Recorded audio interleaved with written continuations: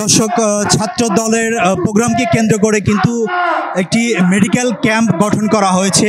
সেটি কিন্তু আপনারা দেখতে পাচ্ছি, এখানে কিন্তু প্রাথমিক যে চিকিৎসাগুলো সেটি কিন্তু প্রদান করা হচ্ছে। আমরা দেখতে পাচ্ছি অনেকেই কিন্তু এখান থেকে ট্রিটমেন্ট নিচ্ছে। বেশ প্রাথমিক যে চিকিৎসাগুলো সেগুলো কিন্তু এখান থেকে পরিচালনা করা হচ্ছে। যে আপনারা জানেন যে আজকে কিন্তু বেশ গরম আছে এবং লোকজন সমাগম হওয়ার কারণে কিন্তু গরমের তাপটা একটু বেড়েছে।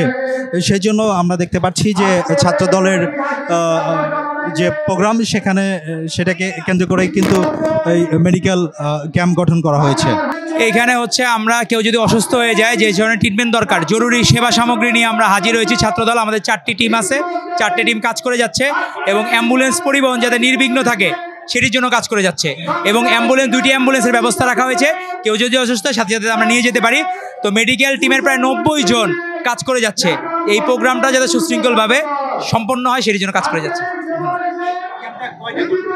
5টা মেডিকেল ক্যাম্প করা হয়েছে আর 4টা টিম করা হয়েছে। তারা হলো অ্যাম্বুলেন্সগুলো নির্বিঘ্ন করার জন্য, যাতায়াত অন্য অ্যাম্বুলেন্স, আর আমাদের নিজেদের 2টি অ্যাম্বুলেন্সের ব্যবস্থা রাখা হয়েছে ছাত্র দলের পক্ষ থেকে। কেউ অসুস্থ হলে তাকে নিয়ে যাওয়ার জন্য, সুন্দরভাবে হাসপাতালে নিয়ে যাওয়ার জন্য। দর্শক, আমরা কিন্তু শুনছিলাম যে ছাত্র দলের পক্ষ থেকে কিন্তু ক্যাম্প গঠন করা হয়েছে, যে প্রাথমিকভাবে কেউ যদি অসুস্থ হয় এখান থেকে কিন্তু চিকিৎসা নিতে পারবে এবং অ্যাম্বুলেন্সও কিন্তু তাদের প্রস্তুত রয়েছে, সেটি কিন্তু তারা জানাচ্ছিলেন।